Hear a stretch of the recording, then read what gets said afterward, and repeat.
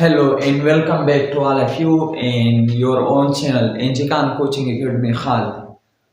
तो dear students, आज हम cell the unit of life जो फर्स्ट चैप्टर है फर्स्ट ईयर का, उसको हमने ऑलरेडी स्टार्ट किया था।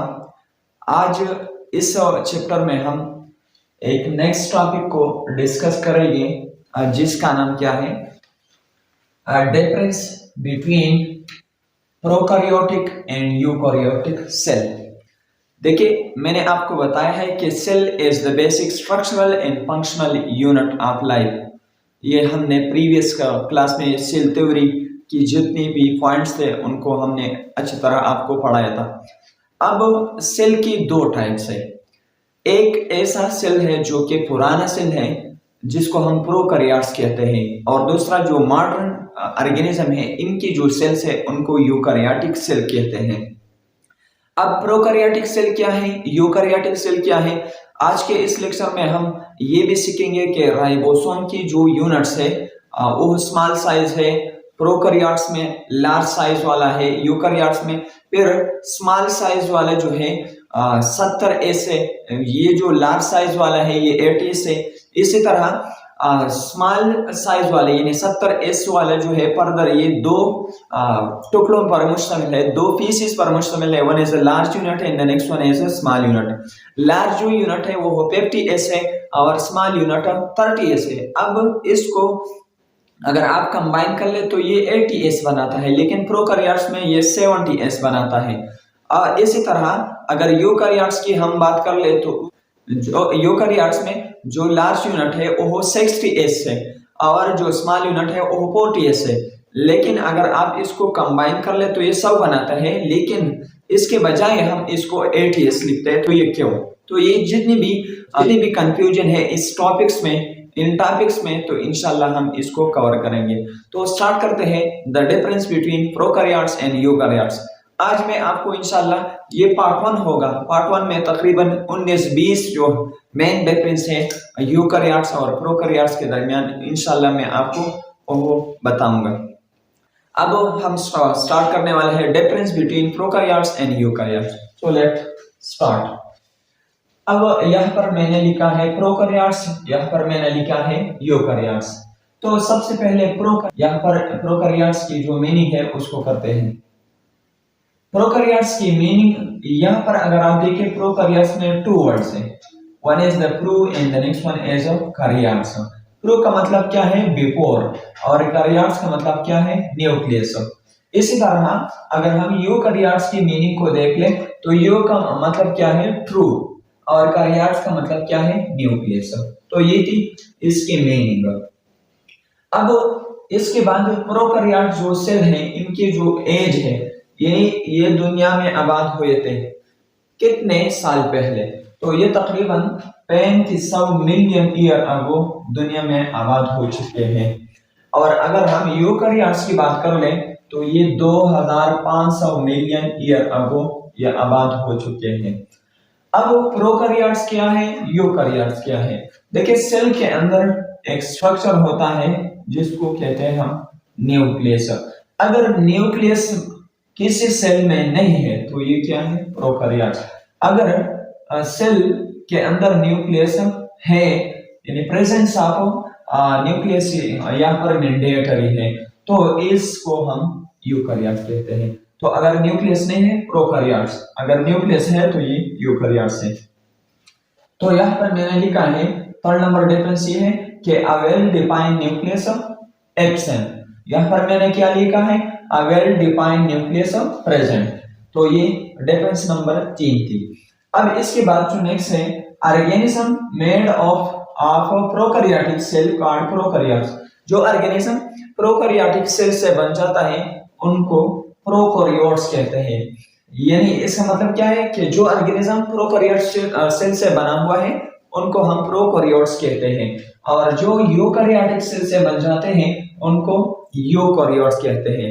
इट मीन जिस जानवर में न्यूक्लियस मौजूद है तो उनको यूकैरियोट्स, और जिसमें नहीं उनको प्रोकैरियोट्स कहते हैं। इसके बाद जो नेक्स्ट डिफरेंस है, डिफरेंस नंबर 5। यहाँ पर जो जेनेटिक मटेरियल है आर ओनली डीएनए। अगर आप एक प्रोकैरियोट सेल को ले लें तो इसके अंदर यहाँ पर आपको डिस्पर्स फॉर्म में डीएनए आपको नजर आएंगे। तो इनके जो जेनेटिक मटेरियल है यहाँ पर सिर्फ और सिर्फ डीएनए है और क्रोमोसोम की कंसेप्ट यहाँ पर नहीं है। अगर आप यहाँ पर देख लें तो यहाँ पर क्रोमोसोम है और chromosome made of DNA protein, यानी यहाँ पर क्रोमोसोम है, क्रोमोसोम के अंदर दो चीजें हैं, one is the DNA and the next one is a protein. यहाँ पर जो प्रोटीन है उसका नाम क्या है, हिस्टोन प्रोटीन। अब सवाल ये है कि यहाँ पर प्रोटीन नहीं है और यहाँ पर प्रोटीन है, तो मैंने यहाँ पर लिखा वाई। सबसे पहले जो रीजन है, there is no specific chromosome.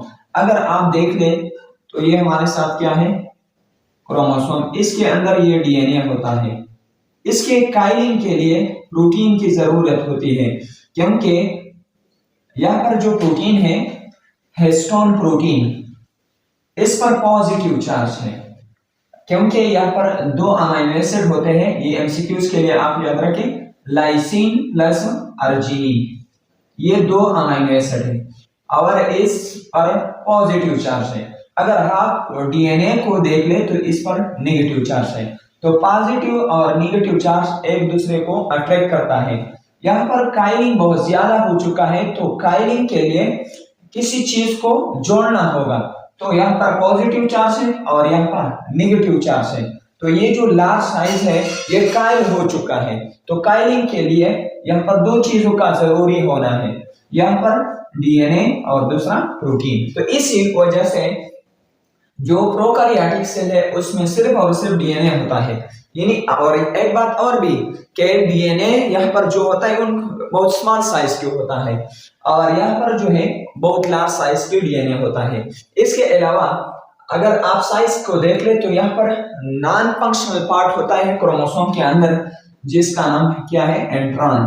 तो एंट्रॉन ये नॉन फंक्शनल पार्ट है जीन का या क्रोमोसोम का, तो ये यहाँ पर नहीं होता, इसलिए इसका साइज छोटा होता है। और अगर यहाँ पर आप देख ले तो यहाँ पर एक फंक्शनल पार्ट होता है एक्सॉन, जो कि प्रोकैरियोट्स में भी होता है, और दूसरा जो है वो है एंट्रॉन। तो यहाँ पर दो पार्ट है, एक्सॉन और एंट्रॉन। तो यहाँ पर जो जेनेटिक मटेरियल है वो बहुत लार्ज साइज का होता है और यहाँ पर छोटे साइज का होता है। तो इसीलिए यहाँ पर डीएनए और प्रोटीन है ताकि ये अच्छी तरह कायल हो जाए, और यहाँ पर सिर्फ और सिर्फ क्या है, डीएनए, क्योंकि साइज छोटा है, कायलिंग के लिए इतना जरूरत नहीं है। I hope you understand. Okay, next जो डिफरेंस है 6 number, membrane bounded organelle absent. Membrane bounded organelle का मतलब क्या है, वो ऑर्गेनेली जिसके इर्द गिर्द मेम्ब्रेन मौजूद हो, तो उसको हम कहते हैं मेम्ब्रेन बाउंडेड ऑर्गेनेली। अब यहाँ पर माइटोकॉन्ड्रिया नहीं होता, क्लोरोप्लास्ट नहीं होता। अब सवाल ये आता है कि रिस्पायरेशन ये किस तरह करेंगे, तो इसका जवाब मैंने दूसरे साइड पर लिखा है। तो यहाँ पर membrane bounded organelle absent, mitochondria, chloroplast, ये जो चीज है ये एब्सेंट होता है। और यहाँ पर double membrane bounded organelle present, यानी mitochondria, Golgi body, rough endoplasmic reticulum, smooth endoplasmic reticulum, ये जितने भी ऑर्गेनेली हैं यहाँ पर मौजूद है। अब चलते हैं डिफरेंस नंबर 7 के जाने। इसके बाद जो नेक्स्ट डिफरेंस है वो क्या है, राइबोसोम प्रेजेंट। यहाँ पर भी राइबोसोम प्रेजेंट होता है। राइबोसोम एक ऐसा ऑर्गेनेली है जिसके इर्द गिर्द मेम्ब्रेन नहीं है। ये देखें, ये जरूरी बात आपको लाजमी, ये राइबोसोम है तो इसके इर्द गिर्द जो प्रोटेक्टिव मेम्ब्रेन है वो नहीं होता, तो इसीलिए ये मेम्ब्रेन बाउंडेड ऑर्गेनेली नहीं है। तो इसलिए ये प्रोकैरियोट्स में भी है और यूकैरियोट्स में भी है। तो ये वाहिद ऑर्गेनेली है जो कि प्रोकैरियोट्स और यूकैरियोट्स दोनों में है। अब यहाँ पर अगर आप देख ले, राइबोसोम आर स्मॉल साइज। यहाँ पर राइबोसोम क्या है, स्मॉल साइज, कितना है 70s। यहाँ पर जो राइबोसोम है वो राइबोसोम लार्ज साइज है, और लार्ज साइज का जो राइबोसोम है वो 80s है, 80s। अब यहाँ पर जो राइबोसोम है और यहाँ पर जो राइबोसोम है वो असल में दो यूनिट से बन जाते हैं, एक स्मॉल यूनिट है और एक लार्ज यूनिट है। इसी तरह यहाँ पर भी एक स्मॉल यूनिट है और एक लार्ज यूनिट है। अब अगर आप यहाँ पर देख ले तो जो स्मॉल यूनिट है वो 30s है और जो लार्ज यूनिट है वो 50s है। ये अगर आप मैथमेटिकली इसको ऐड कर लेंगे तो ये बनाएगा 80s।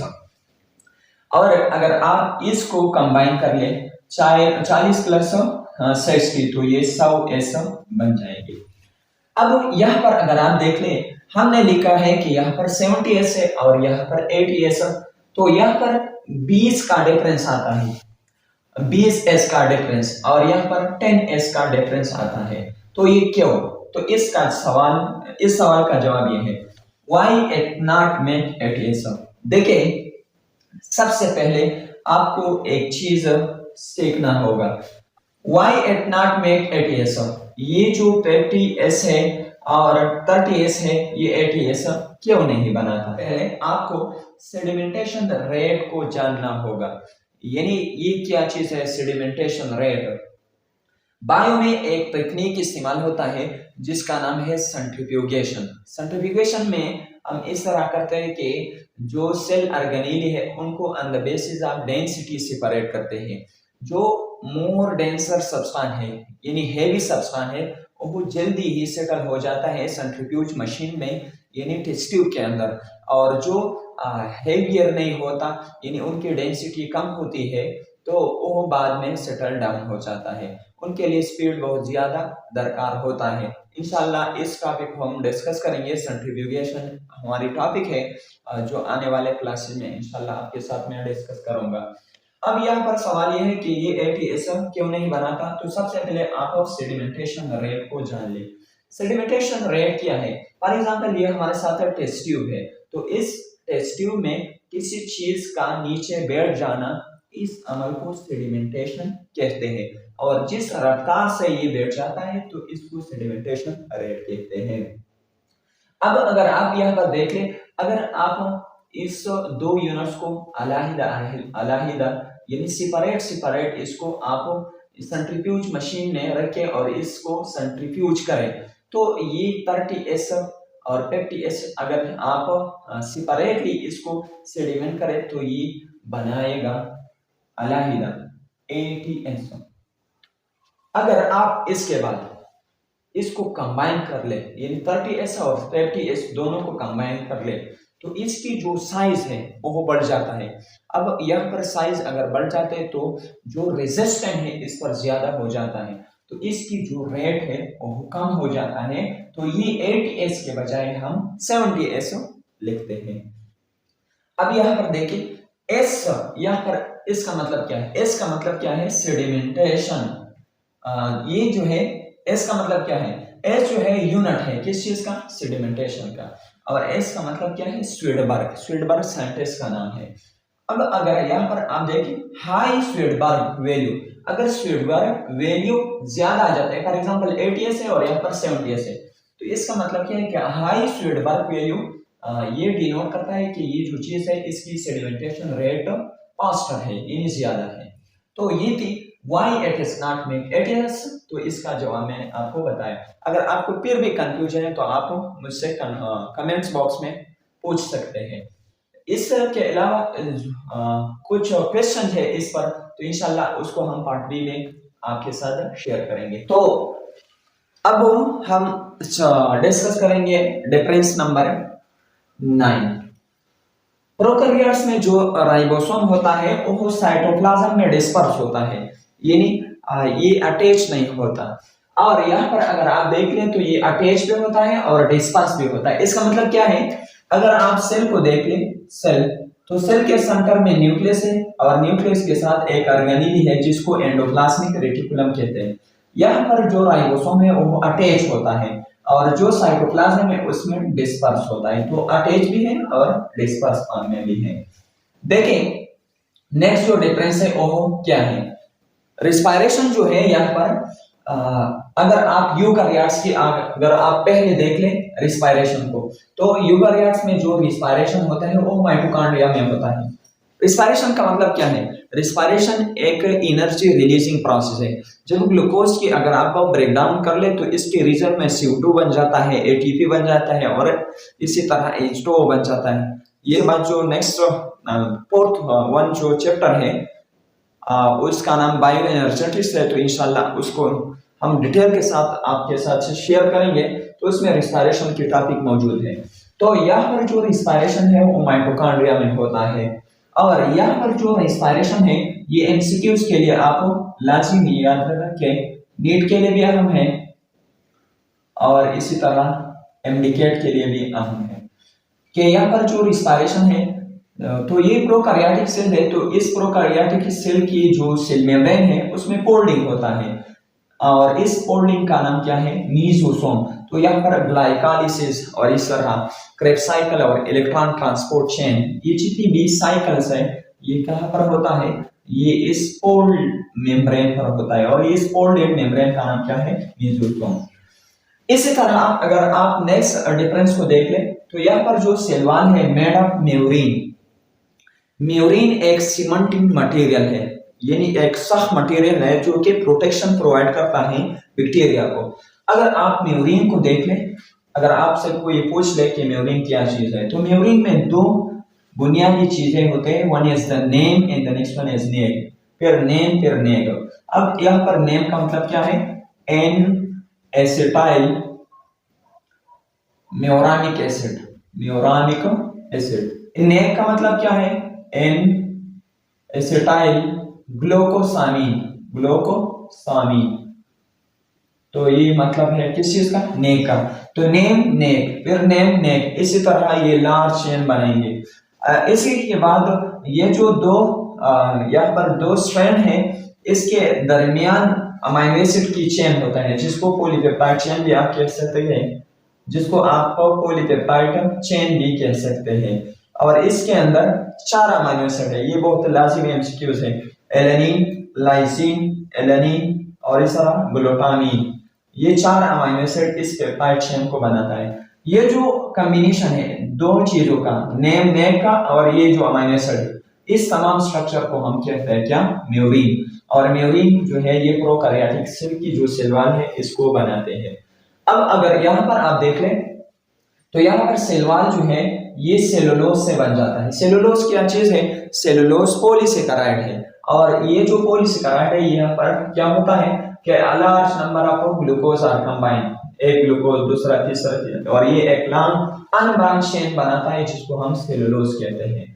अब काइटिन भी होता है बस केसेस में, फॉर एग्जांपल फंजाई में होता है। तो काइटिन क्या है, काइटिन जो है फंजाई की सेलुलोज बनाता है और इसी तरह एक्सोस्केलेटन ऑफ आर्थ्रोपोड, आर्थ्रोपोड का मतलब यहाँ पर जो एंट्स है, स्पाइडर है, इसी तरह अगर आप स्नेल को देखें तो ये जितनी भी चीजें हैं इनको हम आर्थ्रोपोड कहते हैं। जो इंसेक्ट्स है इसमें भी शामिल है। आर्थ्रोपोड्स की जो एक्सोस्केलेटन है वो भी काइटिन से बना हुआ है।